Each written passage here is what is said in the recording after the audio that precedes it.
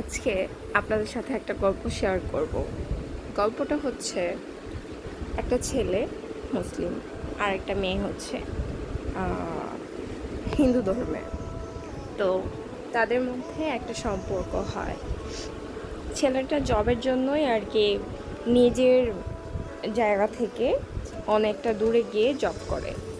তো সেইখানে গিয়েই মেয়েটার সাথে পরিচয়। আস্তে আস্তে তাদের মধ্যে অনেক সুন্দর একটা সম্পর্ক গড়ে ওঠে।